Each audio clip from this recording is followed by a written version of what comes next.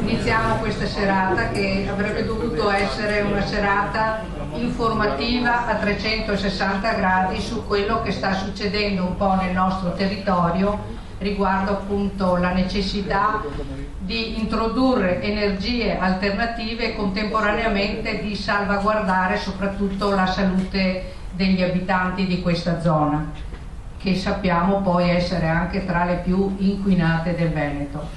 Ecco, non credo che la serata potrà essere così completa proprio perché c'è stata anche la defezione di qualcuno che è stato invitato. Noi avevamo invitato i rappresentanti del comune di Sanguinetto, di Legnago, le ditte che hanno proposto i progetti, il comitato del no e anche i rappresentanti dei comuni limitrofi, dei quali anche c'è qualche rappresentante in sala che naturalmente ringrazio.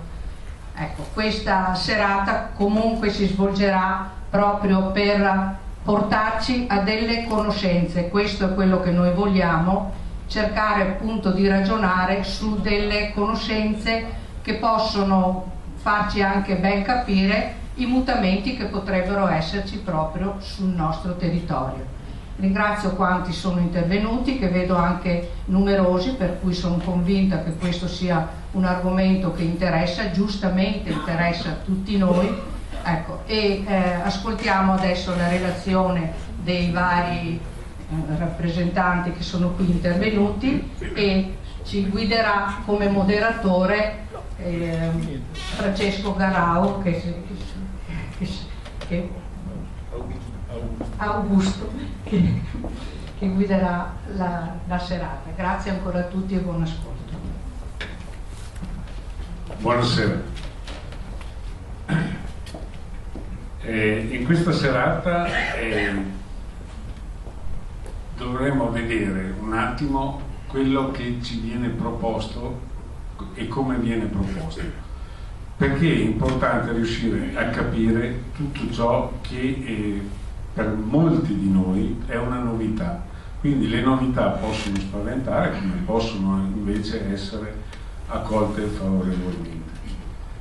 Non si tratta qua di avere l'idea di cosa o non cosa, si tratta in realtà di un'operazione culturale, riuscire a capire esattamente cosa si vuole fare ma su cosa viene proposto. Ecco, intanto ringrazio per la presenza dell'assessore regionale Massimo Giorgetti, il quale più tardi passerò la parola, la presenza del sindaco di Cerea Paolo Marconcini e per la provincia il vicepresidente consigliare Clara Scapini. Quindi, se non altro, alcune parti delle istituzioni sono presenti, mancano le ditte, mancano anche altre figure istituzionali che avrebbero dato maggior valenza alla serata, perché ci sarebbe stato la possibilità di un incontro. Inoltre c'è la presenza del signor Michele Sganzerla, che fa parte del comitato non centrale biomassa. Io passo la parola adesso all'assessore regionale Massimo Giorgetti, il quale prima ha annunciato che aveva qualcosa da far presente. Prego. Sì, grazie e buonasera a tutti.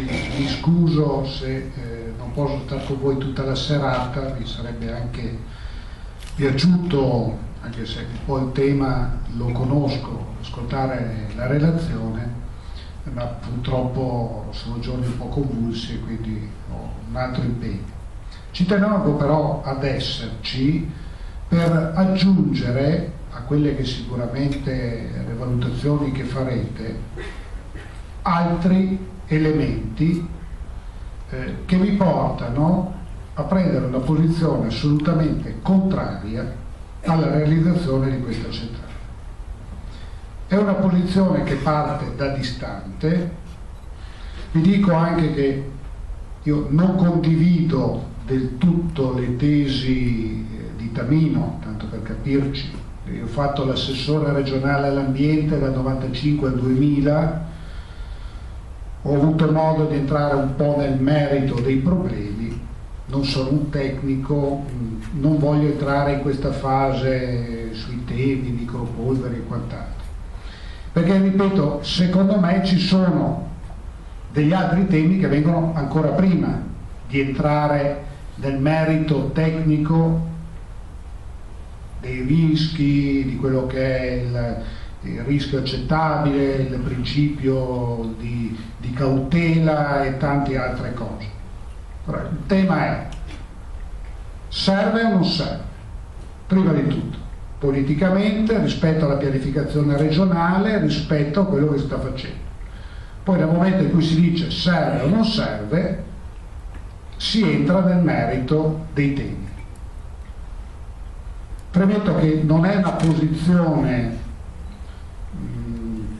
preconcetta, io sono disponibile a affrontare tutti i problemi, non è un problema di inquinamento, solo di inquinamento, perché io ho detto già 2 volte, mi sono opposto anche con successo, ad esempio alla creazione, alla costruzione di 2 centrali a metano. Vuol dire, meno inquinante del metano penso ci sia poco oggi in natura, ma quando si è trattato di discutere della centrale da 800 megawatt che doveva essere fatta a Nogara, della centrale sempre della stessa dimensione che doveva essere fatta tra Roverchiara e Isola Rizza, ho detto di no, ed è lo stesso motivo per cui dico di no a questo, perché noi in Veneto non ne abbiamo bisogno, e cioè per poco che inquinino comunque un aggravio ambientale c'è sempre. Oggi il Veneto è la regione che più di altre paga già un prezzo ambientale per soddisfare il fabbisogno elettrico energetico del Veneto e anche di altre regioni, nel senso che noi già oggi esportiamo energia.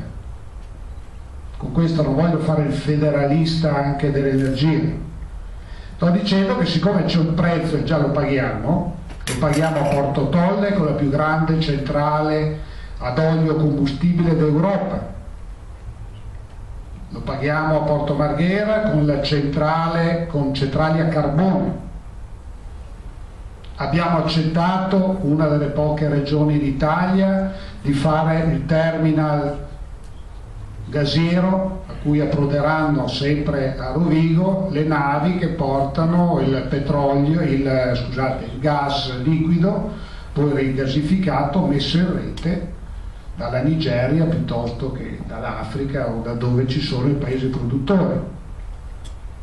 Siamo una regione che tra le poche d'Italia che ha 4 inceneritori per rifiuti che funzionano: Porto Marghera, Padova, 2 linee, Schio e quant'altro. Cadel vedremo se partiranno.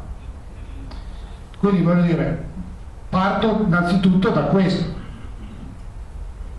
che senso ha fare un altro aggravio ambientale quando abbiamo, tra virgolette, già dato?